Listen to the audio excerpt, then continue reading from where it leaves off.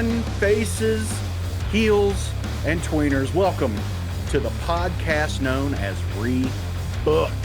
Why are you here? Why are we here?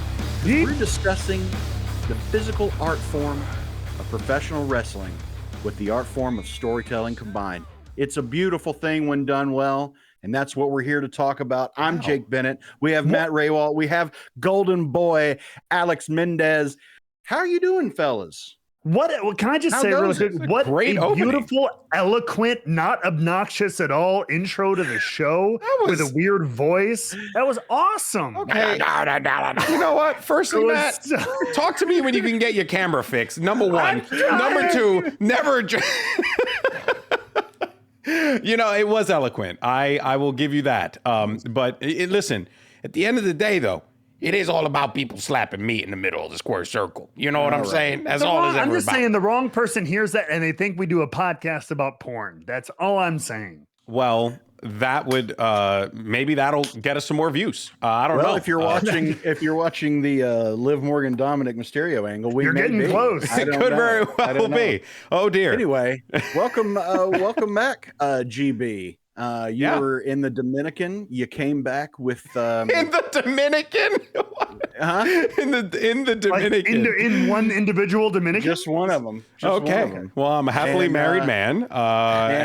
And now you got the vids. Yes. What's up? What are you doing? I got the Rona. You got the Rona. So basically, went to DR, tried to treat myself to a vacation. Was actually there for my buddy's wedding. It was very beautiful. It was very nice.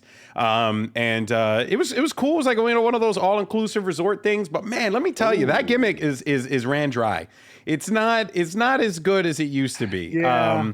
You know, the all-inclusive resort thing, like the food was cold the majority of the time. Like, I mean, look, I get it. Freshwater pool. That's all I can think of is The Office when Michael's talking about sandals. Yeah, sandals. Was it two tickets to paradise? Yeah. Bags, we're leaving after tomorrow. It was honestly, it was fun though. I mean, it was just me and my wife just, hanging out and, we got one of those like rooms with the walk-in pool thing that you shared with everyone else. That's probably where I got COVID. I don't know. But yeah, it is what it is. So throughout the podcast, I'll be wiping my brow because I tend to just get the sweats. But it is also just a Tuesday. That's a regular thing for me. Yeah. I sweat. I sweat brushing June. my teeth. Yeah, it's just gonna happen. Sweat brushing your teeth. I do. Just brushing your teeth. You're like, I just run hot. I run hot. Matthew, how are you doing, man? I'm not too bad. My week's been pretty good. Like we're getting ready for Against All Odds this weekend right here in Chicago. Ooh. I can literally hop on the pink line of the CTA, and it's funny where we are is the last stop on the subway, and it's a block away from the train stop. So I don't even have to get in a car or nothing. I get to sleep in my own bed. It's a great feeling. Nice. Beautiful. Yes. When I did Overwatch in Barclays Center, I was 5 stops away. I lived in Brooklyn and I was 5 stops away. All my, all the other casters had to go to the hotel that was like 20, 30 minutes away by cab. My fat ass just walked right into the N train, made my way up. It was so great. I miss the subway so much living in LA. Super nice. Yeah. Jake, how are you doing? That's great. How are you doing? I'm good. You were just working IGN Live, bro. Yeah, you've been busy. IGN Live. Yeah. I took Monday off. I was like, I'm not doing anything on Monday. I just need to rest. I just need to sleep. It was good. It was kind of bittersweet though, because like the event was incredible. Like the event was a lot of fun. I had on Sunday, I was just sitting in the audience, kind of on the edge at one point, and there was this woman next to me who, boy, she was schmammered. She was drunk. All right. And I could feel like I'm just sitting there staring forward. I'm just kind of watching, like taking a look at my run of show and all that kind of stuff. And just keeping an eye on things. And I just keep seeing her looking at me. Okay. I feel it. I feel it out of the side. And finally she goes, "Do you have a YouTube channel?" And I was like, "What? Do you have a YouTube channel?" And I was like, "No." "Well, I know your face from then." And I was like, please tell me she's a fan of this show. I work. It would have been amazing. I was like, I worked at G4, and she goes, "You were on X Play," and I was like, "Yes, I was on X Play." Oh, nice. And then one of the camera ops, she recognized me from the show I had on Geek and Sundry years ago called Asinine Wisdom. Wow. So that was, I had a few, had a fan from the G4 days, Wilden, who's another guy who follows. Oh, Wilden. Yeah. Wilden was there. Nice. So yeah, it was pretty cool. But like the bitter part of the bittersweetness, I was just like, this is what G4 was supposed to be. You know what I mean? Like, because I was hired by a third party. So like the last day, IGN's like, and rightfully so, because they pulled off an incredible event, was celebrating and we did it. And I'm just like, well, good for everybody, I guess. Like it just kind of felt like I felt like a third wheel kind of. Sure. But it was a great event. Like, and it had that Xbox showcase. We had a watch along party in the panels room, and man, people were hyped. Oh, it was jumping awesome. up and yelling, cheering, going nuts. It had like big E3 vibes, like just a tiny version of it. It was a blast. It was a lot of fun. Dude, quick on gamer part real fast. Gamer stuff. That Xbox showcase fucking slapped. That was so good. Incredible. I can't wait for pretty much every game that they had. Yeah. I actually downloaded Starfield after deleting Starfield just so I could jump back into it because I saw all that stuff and I was like, okay, this looks like a video game that I actually want to play now, which kind of sucks because that's the state of modern video games. But you know what? It's fine. I'm playing a game and that's all that matters, you know? Yeah. I mean, I played the shit out of it when it first came out and I took a step back from it for a while because I did like 3 new game pluses. Oh, damn. Okay. And I was like, I need to pump the brakes. And I'm going to wait until some things come out, and they've added some nice like quality of life stuff that I can't wait to get back into. And nice. But of course, I'm deep into Fallout 76, and they just announced that expansion, which is like a whole new playable area. Oh shit! It comes out today. As a matter of fact, it's a whole new playable area. That's wild, man. Hell yeah. What was your favorite of the stuff you saw? Like, if you could pick one. My favorite. I'm such a Fable mark. I love Fable. It was great. I'm really excited about that. But I'll tell you the one that really interests me. That's a whole new property. It's it's something. South is in the title. South of Midnight. South of Midnight. It looks good. Yeah, I was like, okay, this looks cool as shit. You know what that game reminded me of? It reminded me of a Southern Catfish. I can get behind that. I was like, yeah, all right. It felt like what you call it, like a Southern version of Beyond Good and Evil. I don't know why, but that's like the vibe it gave me. It gave me like a Southern, oh my God, Horizon Zero Dawn a little bit. Okay. Like it gave me a little bit of that kind of vibe. Yeah. I say Southern because we don't have the technology, and so anyway, that's kind of what. Yeah, no, dude. For me, Perfect Dark Zero looked fucking awesome. Oh, that Dark Zero was so good too. I can't wait to play that. Doom Dark Ages looked dope as hell. Yeah, I mean a freaking chainsaw shield. Like, I'm on board. Yeah. I'm on board. That's not why we're here, gentlemen. We're here to talk about wrestling. All right, we're here to talk about story in wrestling. So let's jump to it. Let's start off with the WWE because we had a lot going on this past week, and we're going to start off with the death of Ricochet. That was wild. Now we're all expecting. It's probably because I mean the word on the streets is that Ricochet's not going to renew his contract. Has actually asked for that to not happen. Makes sense with Ospreay making some comments recently. Maybe he'll go to AEW, but that's not what we talk about. Is Bron Breakker going to see justice for the attempted murder of Ricochet? This segment was nuts. First of all, the match between Ilya and Bron was really good. It was a really good match. It was a banger. It felt like watching one of their matches in NXT in front of a whole new audience. It was an easy 4.5-star match. Yeah, and what was terrific about it was like it was one of those matches where the crowd was kind of like, okay, let's see what these two new guys, they're pretty great, and they won the crowd over the course of the match. towards the end, they started rightfully chanting, "This is awesome."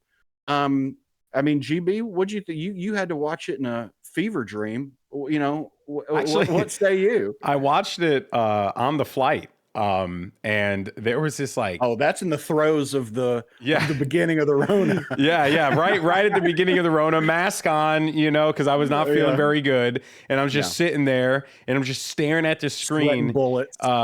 And I couldn't take my eyes off the screen. It was so good. I was like just trying to get onto the stupid ass JetBlue Wi-Fi so I could tweet about how incredible this match is, and what just wasn't working because, you know, why would it?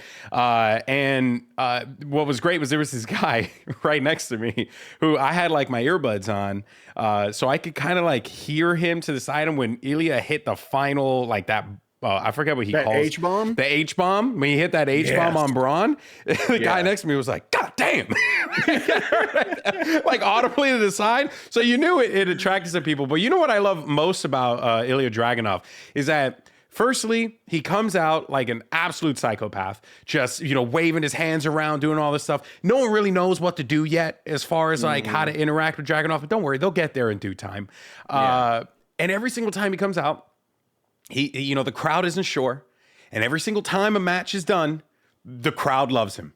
I mean, he just knows he's so good. But Bron Breakker, I love the story that they're telling of like Bron Breakker taking it too far. I also love the story that they're telling of Bron Breakker being the being omitted from the King of the Ring. So he was like very pissed about that because he felt like he could win it. And I'm like, that is good stuff, because what it does is it not only continues to legitimize this King of the Ring tournament, which 100%. They have established, you know, as it is, and I hope that they continue to do it the way that they're doing it. But it also really goes to show like how if Bron Breakker was in that, could he have won? You know, so like, it really raises those questions. And then on top of that, you know, you're left with this circumstance where, like, I mean, my man was going to try and maul Ilya into that barricade, and Ricochet had the moment to save. And I think like the way they handled that was honestly, it was eloquently done. Real talk. It was just, they didn't have Ricochet go out there and lose in a match for like no reason and or just get absolutely like destroyed in ring. Like, no, they made it part of the story. And if Ricochet ever does come back, because let's be honest, I think he more than likely will. You got something there. You have, as you say, Jake, you got meat on the bone, you know? Yeah.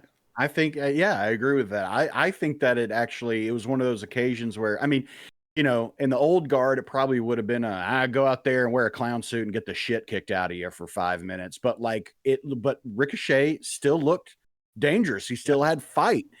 And he, you know, the adage of, you know, go out on your back, he still looked strong in it. And until he didn't. And so he got torpedoed into the side of a trailer. Yes. You know? And that sound of him back flopping on the concrete. Woo, good Lord. Matt, what do you think? What do you think about how this is looking? No, I can echo what you guys said pretty much. I mean, I think the match, first of all, between Ilya and Breakker really it played to both of their strengths. They're both, like you said, they're both new guys on the roster. So like you make the argument, they both need the win, right? But given their positioning, I think it was a really good way to do it. And I think it could lead to a good story because Bron is big, bad, runs through people, right? Yeah. And he didn't just run through Ilya. They had a really great back and forth match. But Ilya's strength, like all the great baby faces, even the tough guy, is selling and fighting from underneath, and that his whole characters keep going forward. I remember talking to him way back when he was in NXT UK. That's his whole motto as a character is I just keep, even if I'm bleeding out, like on the verge of death, like that style of hero is like, I'm just going to keep walking forward. And that's this match made him look like a world beater in defeat. Like you're not going to stop. Okay, his shoulders were pinned to the mat for 1, 2, 3 for this one, but he is not done. Like he is resilient, and like you believed in him. And Breakker looked like a badass, like he should. So like I think it took care of both guys. And then you guys, I was going to say it, but you guys put it brilliantly. Yeah, it wasn't just in Ricochet's case, a guy who's going to leave, and like even if it's not as extreme as Jake's clown suit example, which shit like that has happened for real. But it would usually still be like you're going to go out, you'll have one more match, you lose in 5 minutes, and off you go. Yeah. But yeah, no, they gave him a star spot. He showed up, saved the day. He paid for it later on, which sets his departure and adds heat to Breaker. And then I think you build into this story with Dragunov, and I think he gets his win back down the line in a big match, maybe at a PLE or something like that. I think you could have a great feud with Bron and Ilya, and then Ilya is our conquering hero, beats the big bad wolf, literally, at the right time.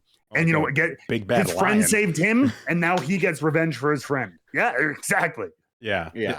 I would just say my only added thing to that is that I feel like WWE has been really smart about how they distribute wins and losses and the way that they're doing it. It's very effective. Because we talked a lot about predictability, and sometimes we're like, predictability is okay, and then other times we're like, this was sometimes a little too predictable to the point where it's distracting, which we're going to talk about today. Which we will talk about, but I think WWE handled that one incredibly well, and I think they've been doing a great job of that recently, for sure. Yeah, I think a lot is because they're focusing more on the product in the ring. When you give those two guys a chance to actually fight and go a few segments, losses don't sting as much anymore, I don't think, because it's you're in an actual fight, you're in an actual battle.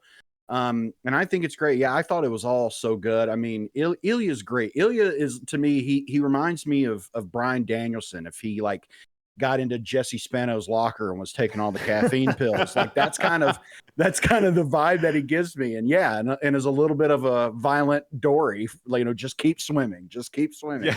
Like that's a little Dory bit was just jacked up and just rolled up and hit him with an H-bomb, bro. Can you imagine a Dory hit an H-bomb on the turtle? I think we have a sequel. Yeah, I think we have a sequel, Fighting Nemo. I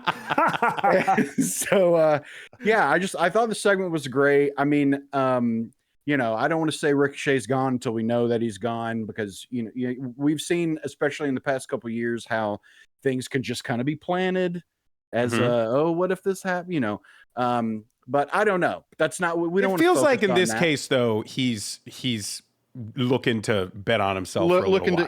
And I think that's perfectly and deservedly fine. So. He's been a great person in WWE. Every time he shows up, he always puts on an incredible show.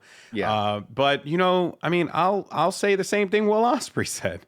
He's just genuinely one of the greatest to ever do it. He's so talented. He still has all of the same pizzazz that he had when he was Prince Puma, when he was New Japan Ricochet. But I did say in a tweet that if he did roll up to AEW as Prince Puma, I would lose my shit. And that would be really cool. I know it's not going to happen, but man, a boy can dream. Shout out to Lucha let's move from flips to fists, shall we? We got two big meaty men slapping meat this Saturday in Scotland at Clash of the Castle, and Drew McIntyre and Damien Priest. Gentlemen, my question is simple, and I'll start with Matt. Who the hell is going to win this match? I mean, what's great about this is it's one of those situations where it really could go anybody's way. I mean, the big thing to me, it's all right.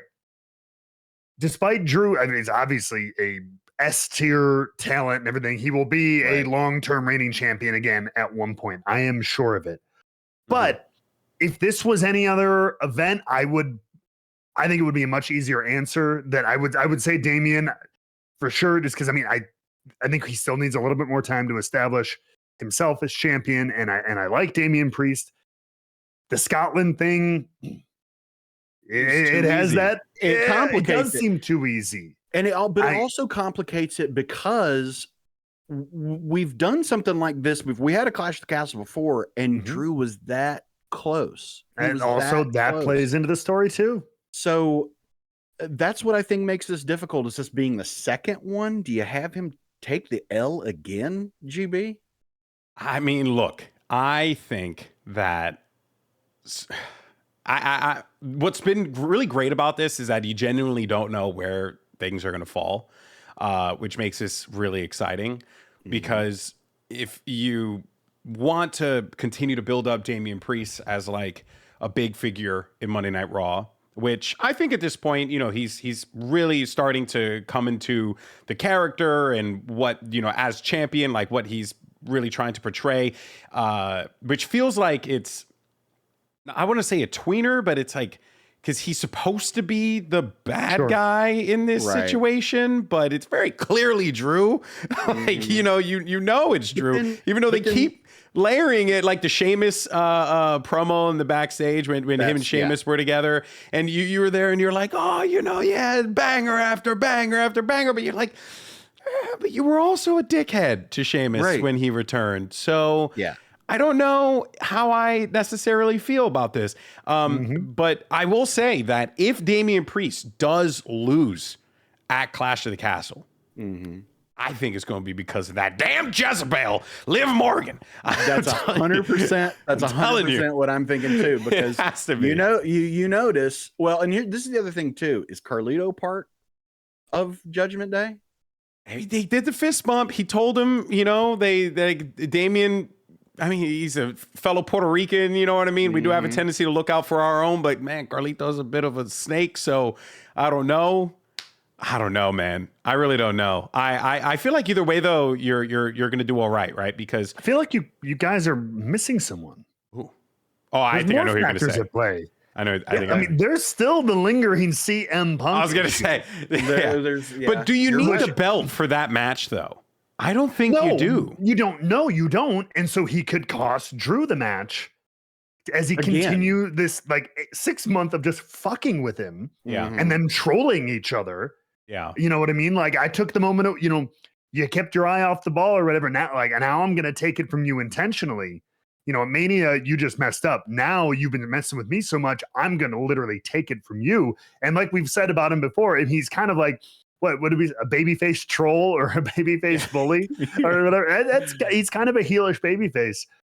Punk is. So, I mean, I don't know what his status is as far as full in-ring competition yet, but I mean, we saw he was healthy enough to throw a couple here and there at Mania, and that was months ago. So, I mean, we could see some. It's been a little quiet on that front the last couple of weeks, so maybe it's time to reignite those flames. That's true. It does feel intentional as well, right? Because we were every week we were doing CM Punk Drew, CM Punk Drew. Then it kind of died down, and then Drew starts inserting himself into the title picture, which rightfully so, because we've kind of forgotten about it. Yeah. And also too, it would be a really good pop in Scotland to, you know, have the static, and then everyone's like, oh my god, CM Punk, you know, like they're losing their shit. I mean, it could be. I think the interesting thing about it is, regardless, you would have a unique, because that could get a huge boo.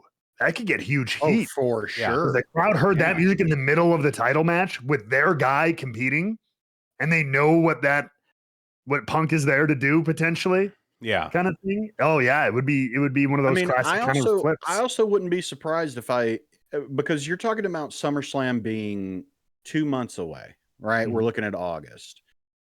Could you see something like, could Punk declare for Money in the Bank? Sure. I mean, look, I don't know. I'm just going to keep it above 50. I think there's people I would rather see. I don't know. You gotta. I think there's people I would rather see hold that briefcase for sure. But yeah, I don't know. A lot of interesting ways that this could go. I think it's going to be a hell of a match. And yeah, I could definitely see that succubus Liv Morgan getting involved.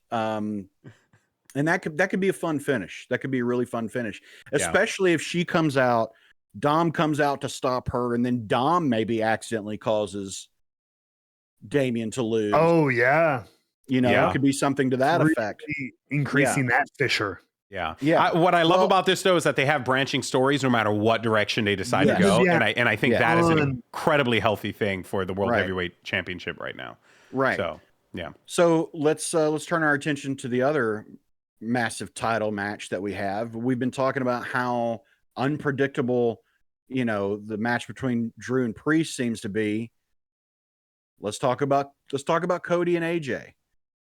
It seems that we all know the direction this is going. I'll tell you, I loved the I loved running back the. Oh, you okay there, G? Oh, I was trying to show screen, but it didn't work out. So we'll move on from that. Trying to get fancy. I should have known better. How dare you? Should have known better. Yeah. Anyway, I love running back the Mark Henry retirement bit with AJ, and AJ played it pretty well. I was like, no, I don't trust a retirement speech ever again after Mark You Henry. don't wear a suit that distinct in color without something going on. No. We've learned that by now. That was a clear homage. That was a clear homage. Especially when it's like not baby Easter. blue, When it's not Easter, you don't wear a suit like the a pastel colored suit like that. Also, AJ Styles showing up to the ring wearing a pastel colored suit. Fuck out of here. Okay. Yeah, come on. It's ridiculous. I love how he basically did this whole promo, and the end of it was "fuck them kids, I'm still wrestling." That's basically what it was. Yeah. Anyway, it seems like that this is kind of going in an obvious direction of once again Cody will prevail out of this. It's an interesting twist for sure that it's an I Quit match. Yep. Where do we see this one going? How do we see this playing out, especially when we're anticipating Cody winning? And I guess a follow-up question is, do we need to start seeing titles get dropped more often to kind of throw off the predictability? And I mean, what do you think? Absolutely not. No, I'm a huge opponent of that idea, because then you end up you have to find a balance, but I think people sometimes will take that mode and then that's where you get hot potato and then nothing means anything. I think it's important to establish meaningful champions. To me, like this is a perfect example of I'm excited. Look, dude, we know how good they both are individually. We've already seen how good they are in the ring together. Like we said in a previous episode, I'm fairly certain when they booked the first AJ Cody match for Backlash, they wanted to get multiple matches, but then Saudi was in the middle and they wanted Logan Paul in the main event because he's a big international YouTube star and stuff, that kind of a thing. So then it was like, pit stop.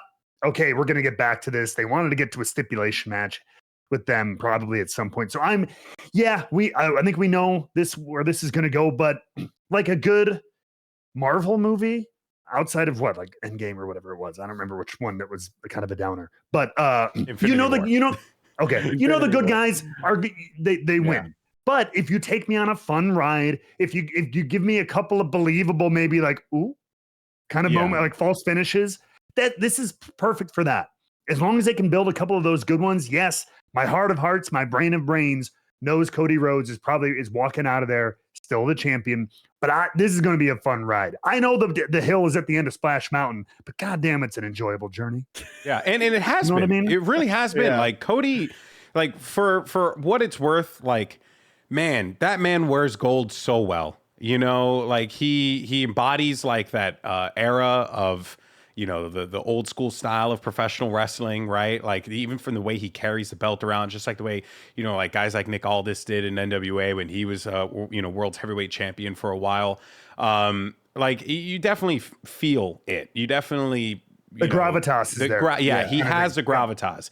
You can really quick. I do want to touch on, this is not necessarily like a story thing, but just from watching, you can tell he's like 100% carrying that like John Cena archetype.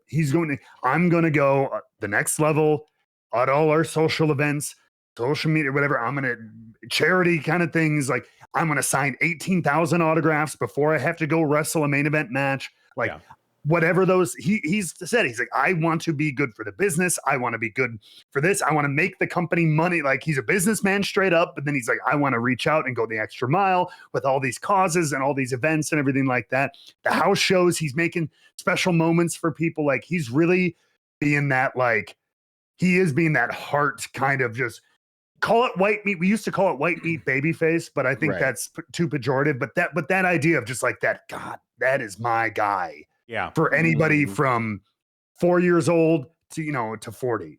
Yeah. And he's totally taken that mantle. I go back to what Triple H said at the end of the WrestleMania press conference when he said, man, it's hard to make good baby faces these days. and they managed to do it. And they managed to do it, but it was also a lot of the work that Cody did. Still stings 100%. Me. He should have won the AEW belt. He should have won that shit. And I know he didn't want to because he didn't want to come off as like, using his power. I know, which I respect that. I know I respect the hell out of that. I remember just watching that whole arc with him and Jericho. Not the Dippin' Dots, everything. It was all so fucking perfect, only for it to just fall apart at the end. And I'm glad that this time around, like, that's not the case, right? Because he is that guy, right? Like if you know Cody, which very few people I know him, but I've had an opportunity to work with the guy directly. He's just a good dude, So you just know that this isn't like a character. He's himself. He's just a nice guy. He cares about people. Yeah, so, Cody is Steve Rogers. Yeah, he's very much got that vibe. Kick you in the face, kick you in the face, but heart of gold. Yeah. He just. And I can't wait until Steve Rogers becomes Homelander. Yeah, because but it's going to be maybe a couple years down the line. But I think we're going to get that arc, and I am here for it. Oh, I hope so. Going to do it. Give me 3 years of John Cena, Cody Rhodes. That's fine. But then, just like with Roman, he's going to make that turn, and it's just going to move it up another level in his career. And we know Cody can do bad guy because Cody did bad guy in Ring of Honor, New Japan. He did bad guy all over the place. So there's no reason why he couldn't. But I know he also wants to be a genuine force for good. Yes, and in this day and age, absolutely, you need that kind of stuff. So I applaud it. But to talk about the match though, I think that.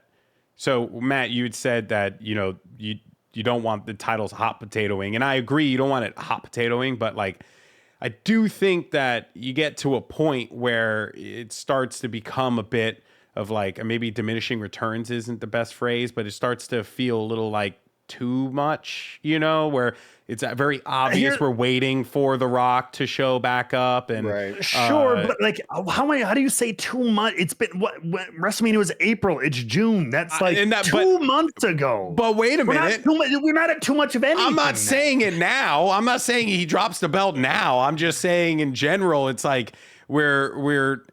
it starts to feel like we're back in the Roman holding pattern where we're just waiting for the big moment to happen. Sure.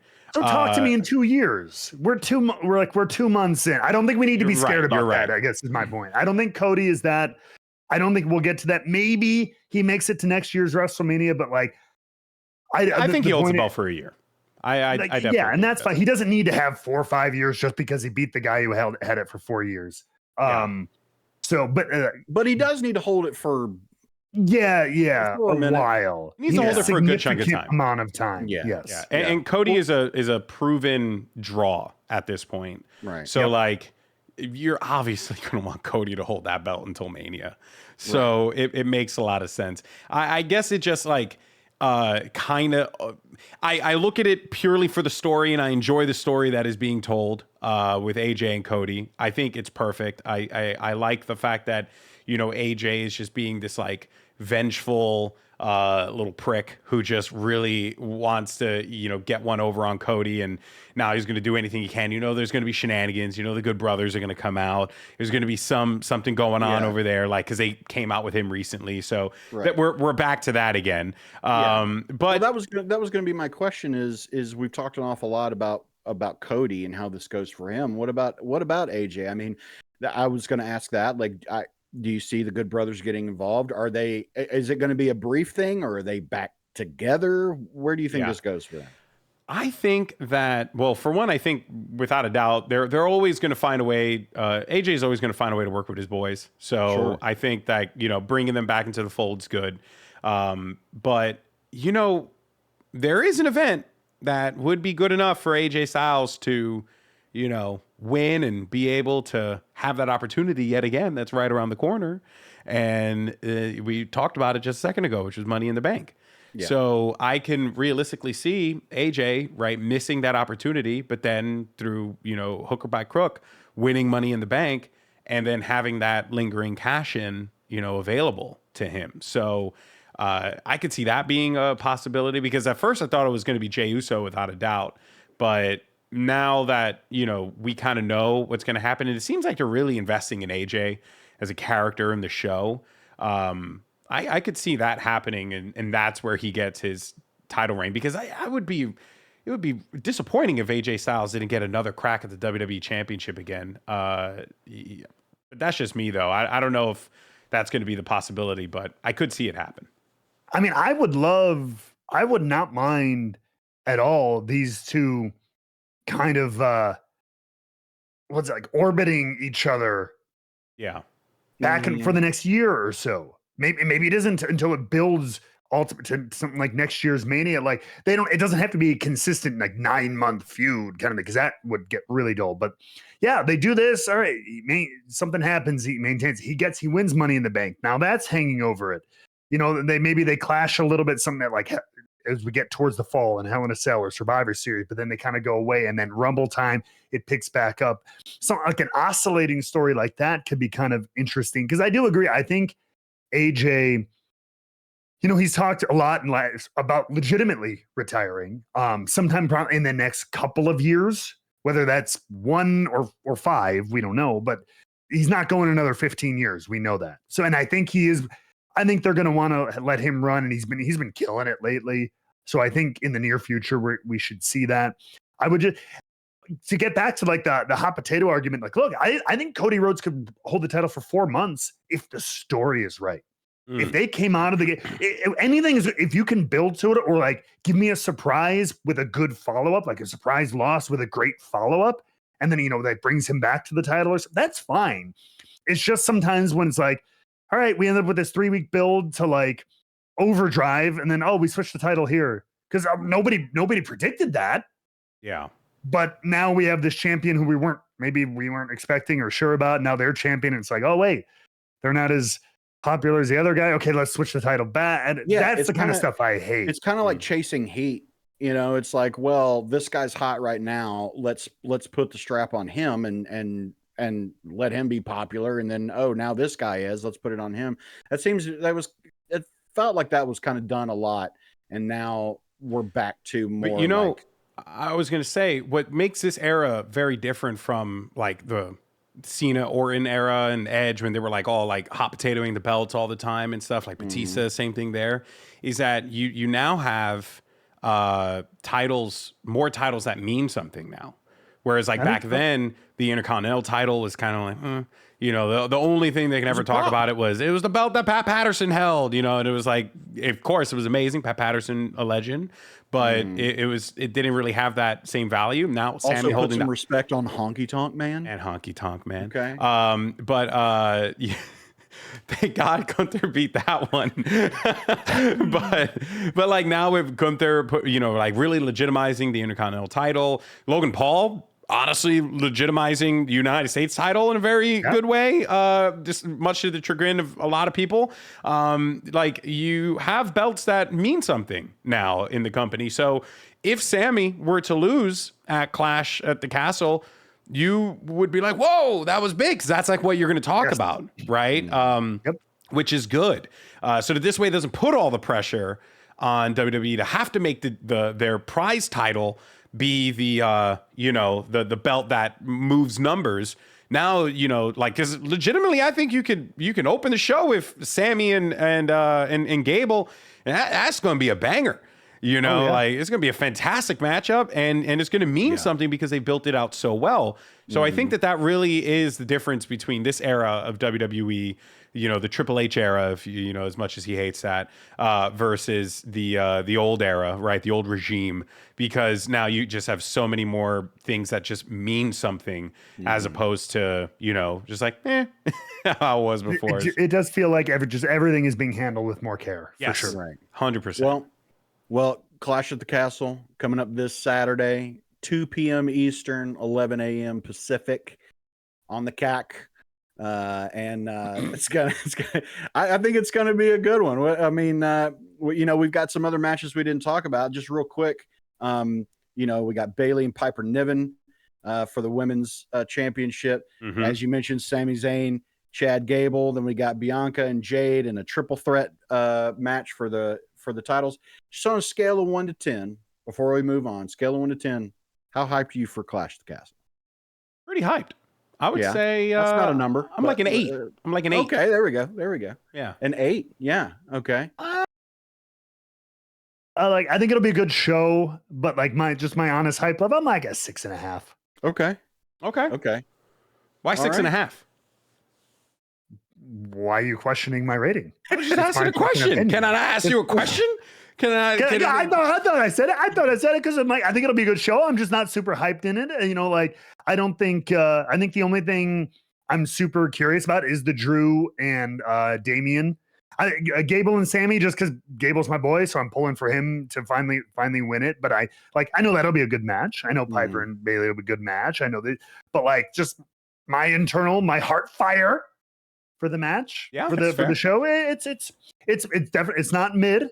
But it's not like in the upper echelon. Okay. Well, let's talk about something. Let's move on and talk about something that wasn't mid, and that was NXT Battleground. Yeet.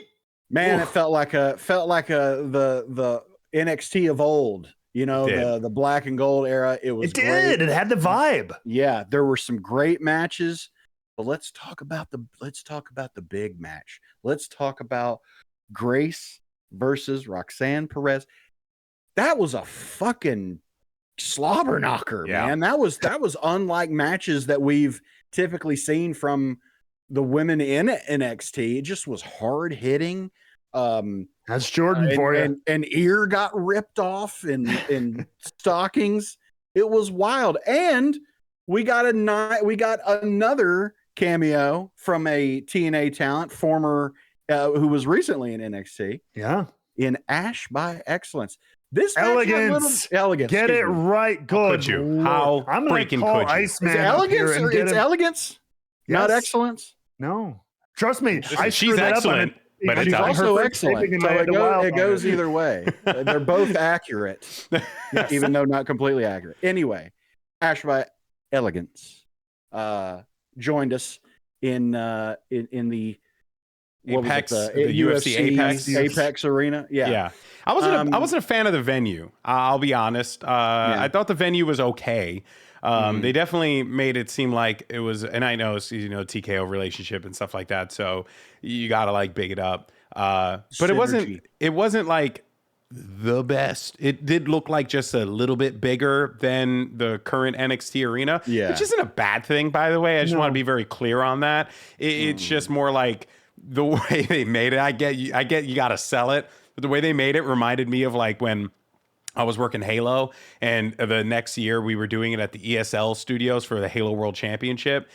When the year prior we did it at a freaking movie studio, and then I remember them being like, "We're doing it at the ESL campus," and I'm like, "Bitch, it's the same studio I worked out of for for fucking years. There's no big change here." But that being said, though, what an excellent show, seriously, and elegant show for real. I also love Vic Joseph. He was like, "That's Dana. I mean, that's Ash by Elegance," and I was like, "That was a good little thing to kind of like get the viewer to be like, oh wait, that is someone." Even if it was a small line and maybe not a lot of people caught it, but when you redid the recap on NXT the next day, they made sure to feature that line in there. I thought that was another good like way to kind of integrate it. But man, what a wild freaking timeline!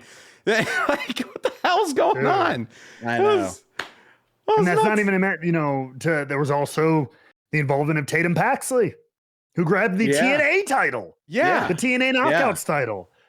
From ringside, which kind of spurred off the whole confrontation. And not to self-plug again, but TNA Against All Odds as an open challenge from Jordynne Grace. That's right. $1 on YouTube a month. That's right. Yeah. Okay, real fast. Hold on a second. Going to do a little fantasy booking here, brother. Here we go. We gotta figure out who's coming out to challenge Jordynne Grace. Now, look, Matt, you're privy to information, so I don't trust you. It's just going to be me and Jake. I'm literally not, though. I'm in the dark on everything. All right, fine. That also doesn't surprise me. They don't tell Matt anything. I'll know at probably 2 p.m. on Friday afternoon when I run into the person in the hallway. So let's think about this real fast, right?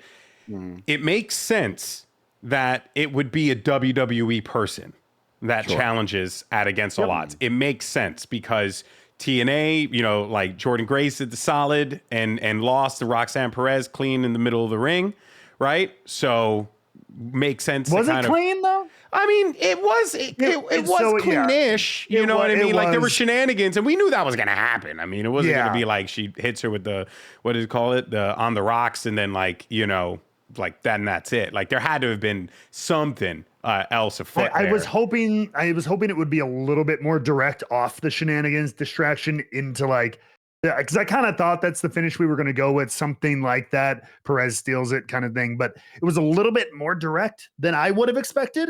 Because like they did the shenanigans and then they still wrestled for another like minute, like hit a couple moves or something, and then got to the finish, which was a good finish. But I don't know if we wanted to have more of like an Ash caused this to happen or Tatum caused this to happen. It felt like we lost that a tiny bit in the story. But I guess we'll see where, you know, between NXT like next week and Against All Odds this weekend, which thread they go with. But that leaves the question open. Yeah, who would it be? I mean, I think your initial logic would be like Tatum Paxley. Right? Sure. It's the buzz of the TNA NXT crossover, and she literally made a play for the title at Battleground. There's a lot of talk about like, you know, Natalia's taken a little bit of like a step back from Raw kind of and stuff like that. And she's always one of those people who's kind of always down. She did the NXT thing, you know, and she's always down to try those new things and make those history moments too. She likes doing that kind of thing. So there's that on the or maybe do we just I feel like we can't ignore Ash by Elegance. We can't. She's been watching Jordynne Grace for 6 months now, just watching her matches up close. And now, as you know, Tom says on commentary on this week's TNA, like she has all this BS aside, she has a chance now. She wants this title. She can walk into Chicago and accept that challenge. Will she do it? Yeah. So I don't know if we have a thing where like 3 people meet in the freaking hallway and like fight it out to get, you know, because there's a lot of buzz around this title and this challenge. Yeah, that would actually be really interesting to see. Only one, and then there's a little scramble in the back of who can get out the entrance first to accept that would actually be really literally cool fighting their way out. I have just one name that would make me lose my shit if it happened. Becky Lynch. We mentioned that last week. I know it's not going to happen. But man, if Becky Lynch came out there and had a great match against Jordynne Grace, that would legitimize TNA so much, like even more so than what it is right now. It would put people would be like, holy shit, Becky Lynch showed up at a TNA show. Yeah, it's a massive thing. You know? Yeah. Like no matter how you slice it, it's big. So that's the only one that would like I would be like mind blown, just teleport me to another dimension. One that I would be interested in because she's getting a lot of hype in NXT, and I think it would be really interesting to kind of see a clash of their styles is Sol Ruca. Oh yeah, I think that would be really good too. Watching her appear and her athleticism with like Jordan's power could make some really cool dynamic. That's what I'm saying. That could be a fucking banger. Dude, NXT's women division is actually like it's really stacked. Like that women's North American Championship match is solidified. I was like, okay, I got to watch more NXT. Like I actually watched NXT right before we recorded this show. And I was very, very impressed. Not just an entertaining show, and right there, maybe that could be a possibility. They have a brand new champion. They want to answer our champion versus champion match with another champion versus champion match coming into TNA's house. Our brand new North American women's champion facing the Knockouts world champion. Play off that idea. It would be pretty wild though if Kelani lost right out of the gate though, her first match. I don't know if that would be the way, but you're not wrong. Like that would be a really fun way to kind of like just tie everything back together. But man, there's a lot of really fun directions that they can go. And I'm excited. I'm excited for you, man. And let's not to mention call it. Not to mention, real quick, that Cody was on NXT last night. Said next week on NXT, there's a 25-man over-the-top battle royale to determine the #1 contender to Trick Williams' NXT championship. And he mentioned there could be people from other locker rooms.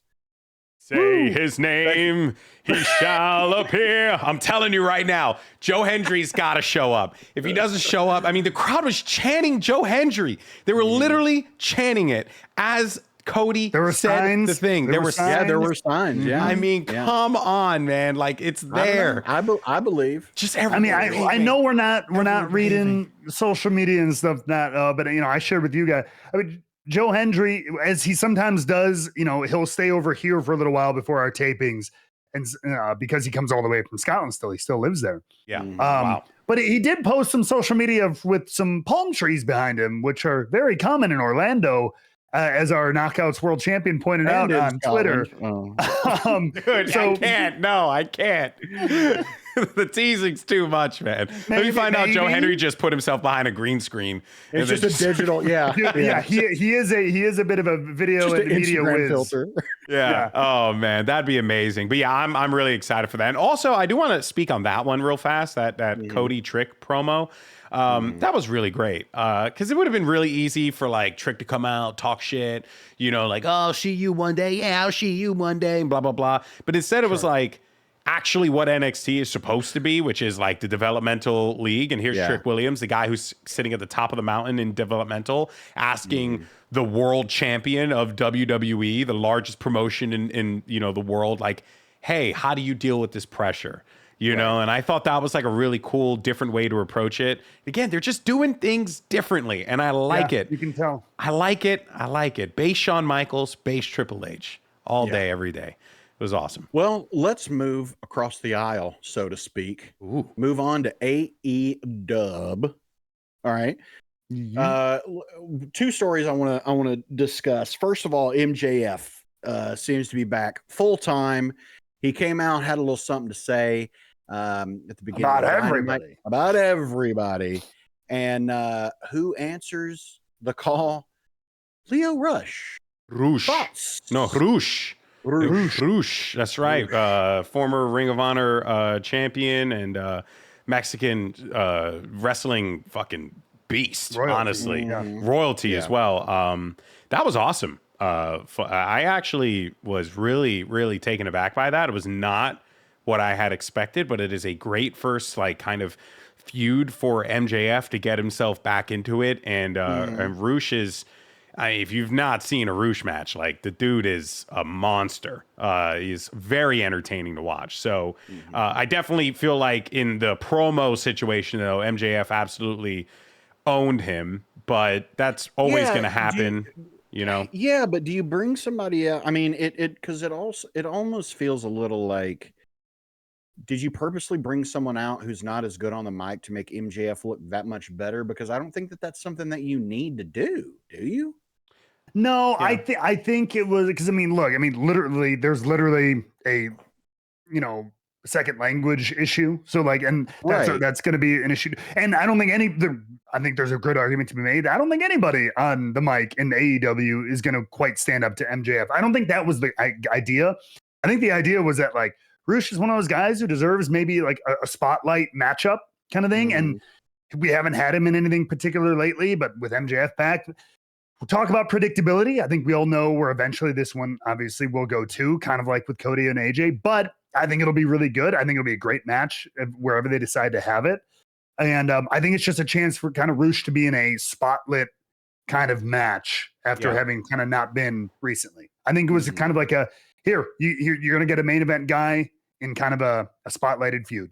And it gives MJF someone different to work with, I was going to say that too. True. Which, he's really just been circling around like, with the Adam Cole stuff and Samoa Joe. And like, granted, he's been out of action for a while now too. So I think this just legitimizes Rush. It legitimizes this match that they are going to have at Forbidden Door.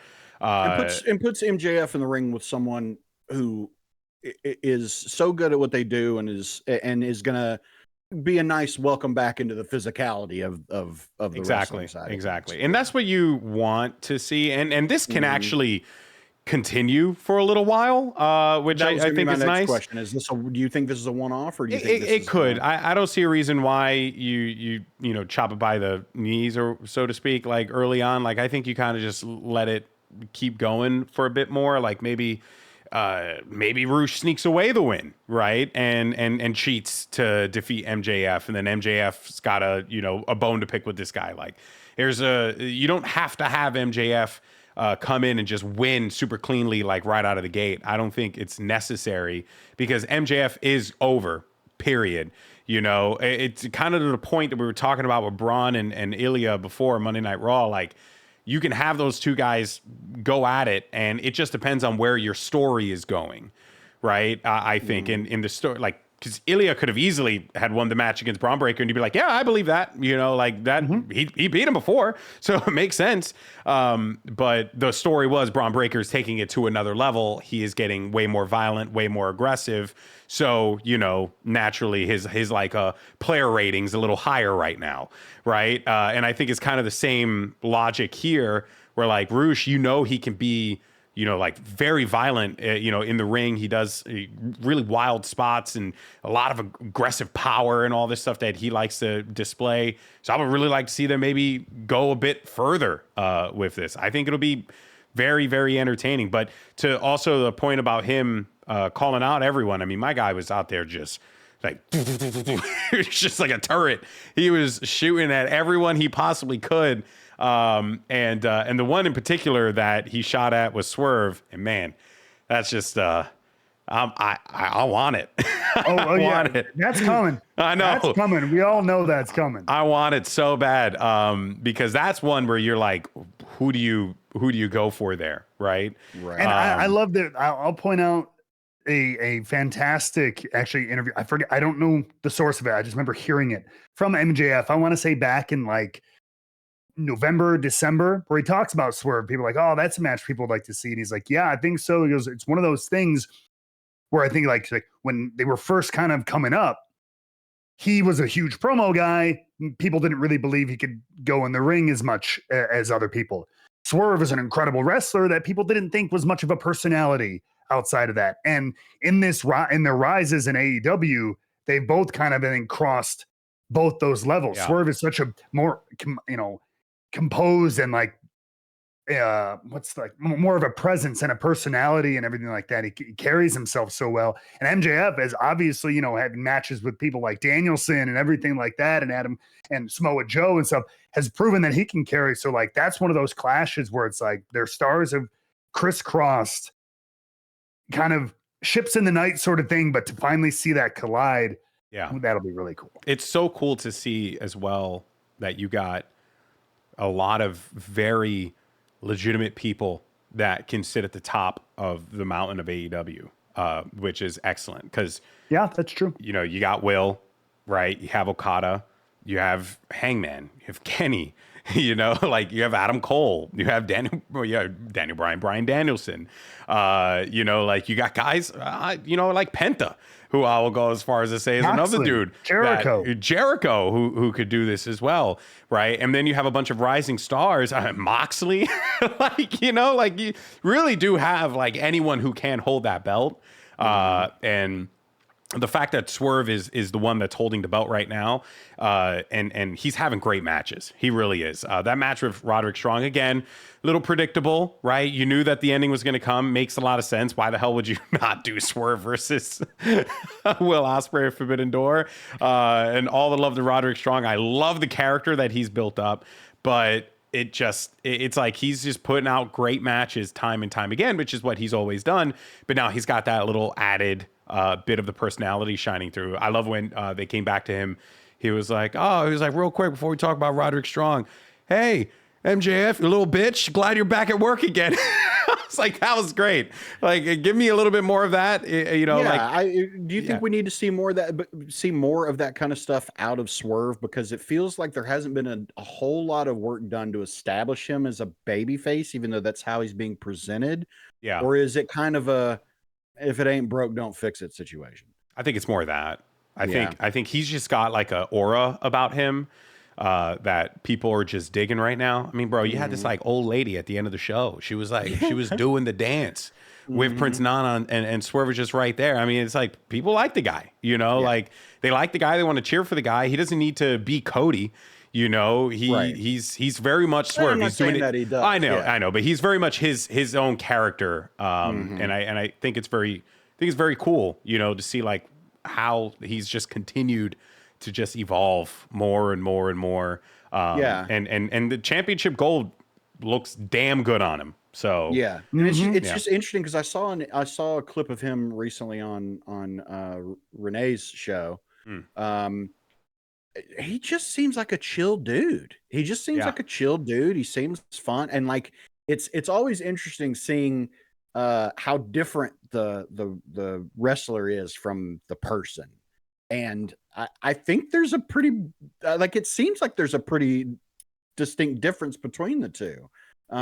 Which is always fun. That's always fun to see. But but I mean, the man's killing it right now, and he's over. The crowd loves him. It's a good run for him. I'm excited to see where this keeps going. But let's move on to this. Let's talk about this unholy matrimony between the Elite and the Patriarchy. How much trouble is that going to cause everyone in AEW? Where do we see this headed? Honestly, I don't know. Go for it. I was talking about this with someone, and so like you've got the Elite, and they're bringing in the Patriarchy a little bit, like, but this is a little bit of NWO archetype, right? They're invading from within. They're trying to take over the company with the VPs and everything like that. Is Patriarchy the wolf pack? yeah, right. So that's kind of what I was thinking too, something akin to that. But so then, as somebody pointed out to me, they're going like, all right, well, who's your Sting? I mean, you used to have an actual Sting, but like, who is the Sting who comes back and like fights back against these guys with? And so, and maybe I'm going where you're going, Jake. I mean, I think a lot of people is in the back of their mind, somebody we haven't seen for a while, a real cowboy, if there is one, comes back and has a bit of a character change, is coming back to save the day. And the question is, so what, you know, not that everything has to be the same thing, but like what leads to your Sting Hollywood Hogan? Is that Okada and Hangman? And is that interesting enough to drive a lot, you know, to culminate in for a lot of this Elite taking over kind of story? I mean, it could be other people. You could have, but we haven't heard or seen from Hangman in a while. That used to kind of be a little bit of his MO, as he literally rode the horse for the company. He was he was that baby face. He could ride back in here and kind of do that. I don't know. That was a little bit of like mini fantasy booking, but I almost more just want to pose that idea to you gentlemen. I like that. I could also see a begrudging MJF doing it just so he can call himself the savior of AEW. You know, that it's kind of like an Austin with the WCW ECW invasion angle of him coming out and getting involved in some capacity. But Hangman's a great option. Hangman is a very good option. I think that he, you know, and it makes sense. He's got built-in history with the Bucks. That could be really good. And here's another question then. So with that, like, and ultimately leading, because I think with the Elite, I have to imagine like their heavy hitter, because like the Bucks are kind of running around being their corporate guys and they're a tag team and everything. Like Jack Perry, I think is kind of your up and comer, kind of like wild card a little bit, but like your kind of heavy hitter in theory should be Okada. I don't know if they've done a good enough job establishing that. He still kind of just feels like a background player in a lot of this Elite stuff. And I think I'd love to see him more. Again, I know there's like a language barrier and stuff here. I'm not saying he's cutting promos every week, but like he should be whooping people's asses or something a little bit more. Because he feels Okada right now. Okada right now feels a little bit like the guy. He just corpses in the background of Elite promos. Yeah, and like, he just feels like the guy from Karate Kid who's just going, get him a body back. Yeah. Like, that's who he feels a little bit right now. But GB, what do you think? The way I see it is you got 4 really good options, right? And that is what excites me, right? It's the potential of where the story can go, right? Your 4 options are Will Ospreay, right? I think you have a guy who has basically been immaculate, and yes, he's more than likely going to lose against Swerve, which is not a bad thing. But you can see a world where, and I'm going to say this every week until it happens, you get the unification match of the International and Continental Championship. But on that note, AEW's been doing a brilliant job on making the international title feel like a big deal each and every week. That is. They've done an excellent job. And don't get me wrong, they were doing a good job with that particular belt before with Orange Cassidy. They did a great job with it with even when Rey Fenix won it, like, and that was like kind of a fluky-ish win because of the injury. Title that needs. Yeah, it's the Continental title that needs to go, right? But they have established that the International Championship is like right up there, and there is a legitimate reason as to why Will would just go and take out Okada. So that is kind of cool. Sorry, the Rona is hitting me. But then. Your next option, right? So we have Will, right? Then your next option is, as you said, MJF, right? You just be a spiteful little bitch who wants to just be the savior of AEW. That makes a lot of sense. You have Hangman, and then you have Swerve, right? So I think you have 4 because like Swerve is still having problems and is still constantly talking about the Elite, right? So. And he even said, next time you're going to do a Team AEW thing, you make sure you call the world champion. Right? Like that's again, there is something there. There is something there. There's something that they're clearly trying to like hint toward, which makes me believe that either you're going to get this unification match with Ospreay and Okada, or you're going to get it with Okada and Swerve. Because that whole thing, that's exciting. That excites me, right? Like, how do you get Okada to be the talk of the town again? You get him to, fight against the world heavyweight champion. And well, I mean, who knows what the hell happens from there, right? I mean, he could win it. I mean, there's no reason why Okada shouldn't hold the AEW championship, right? So I think that's like the direction that you can go. And you have multiple choices there, which makes it exciting. And everyone's kind of subtly dropping their like hints in their promos, right? And especially with like MJF now talking his crap, and then Will Ospreay, like he's gonna run a collision with them eventually, right? I mean, it would only make the most sense, and then with Swerve always doing his thing. So I would like to see maybe a potential Team AEW Part 2, except this time it's Hangman, Swerve, Will Ospreay, and freaking MJF. That shit would pop off, bro. Yeah, now it's the Justice League, not Teen Titans. Exactly. That will pop off, I think. So, there's, again, as you like to say, Jake, it's meat on the bone. Meat on the bone. Meat on the bone. Well, unfortunately, we don't have a lot of meat on the bone left of this episode. Nice. But segue. Yeah, we don't have a lot of meat left on the bone in this episode, and I feel like we're going to get a lot more questions than we are answers with Forbidden Door coming up in 2 weeks. 2 weeks. Yeah, so I think we're going to be getting more questions, and you know what?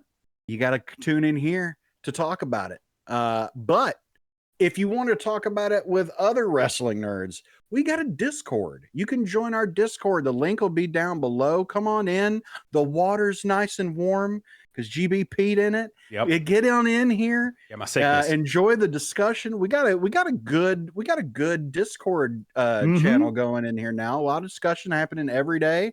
So come on in and join us. Follow us on social media. We're on the Twitters. We're on the Instagrams. Wherever you get your social media, we're there. So be sure to find us, Rebooked Pod. Comment down below. Be sure to share this episode wherever you're listening. Rate us. talk about us, spread the good word that is the Rebooked podcast.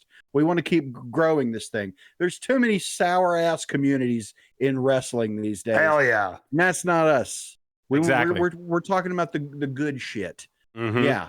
And wrestling right now is good shit. But we have one more thing we got to do, though. Of course we have one more thing, GB. Don't be silly. I'm sorry. We have to discuss who is this week's Rebooked 24/7 champion. Now, last week, the current reigning champion is Dominic Mysterio's wife, who has an argument to retain this week as well. That's true. But that being said, gentlemen, let's hear your nominees for who you think should be this week's 24/7 champion. I got mine. Go for it, Matt. Okay. Go for it. Let's hear it, Matt. In a similar vein to what you just mentioned, to last week's champion. I mean, this is obviously a very fun and intriguing storyline we have developing between Liv Morgan, the succubus of the Judgment Day, and Dom and everything. It's rife for material. And so in that vein, you'll have to forgive me a little bit of vanity, boys, as I'm going to nominate myself because what is either last week or the week before on our show, I said a quote along the lines of like, Rhea is mommy and he's Dom's mommy and everything. What if Liv says something about like, I'll call you daddy? And she literally did that on Monday Raw. She posed that idea to him. Says, you don't need a woman who makes you call her mommy. You need one who calls you daddy. Yeah. God damn. Let me just say, Paul, Mr. Levesque, we know you're watching. We know. We obviously. We know you're watching. It's clear as day that you're watching. We appreciate it. Thank you for being a fan of Rebooked. So the first nominee is Matt, I like it. GB. Where's your head at? Man, you see, there's so many directions that we can go, but man, I'm gonna give it to Otis's jiggle. That's what I wanted, because man, when he was at the corner, when he had that moment and he's just there and you just see it all just shaking and moving, you're like, buddy, the caterpillar's feeling it, and I was all about that. So Otis's jiggle always makes me happy. Like he gets spontaneous pea shivers.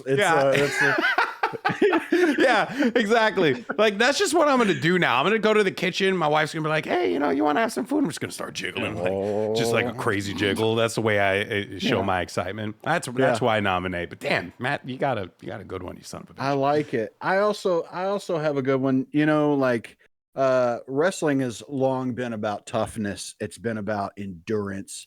It's been about spitting in the face of adversity, right? You've had greats like Triple H who fought with a torn quad. You had Cody Rhodes in Hell in a Cell with a torn pec. You had Michael Jordan play in the NBA playoffs with the flu, and we've had someone who has done the very same thing. My nominee is GB for being here with his Rona and just toughing it out, being here. You kiss ass. I'm a week. I nominate myself. Hey, that's my nominee, but I didn't say that's my winner. I'm going with Matt. I'm going with Matt as my winner. Honestly, I'm going with Matt too, because congratulations. Matt, you've done it. You are now we got to actually make a physical belt, and I need to wear it. That's what we got to do. I'm going to go update your Wikipedia page promptly. One time NXT Tag Champ, one time Rebooked 24/7 Champ of the Week. That's right. Damn, look at that. Prestige all around. Damn. Yeah. Let us know below in the comments who you think who is your 24/7 Rebooked Champion of the Week. And like I said, come discuss it with us in our Discord. We'd love to have you. And we loved having you today. Thank you so much for joining us. On behalf of Matt and GB, I'm your boy, Jake Bennett. Thank you for joining us, and we'll see you next time on Rebooked. Peace. Bye.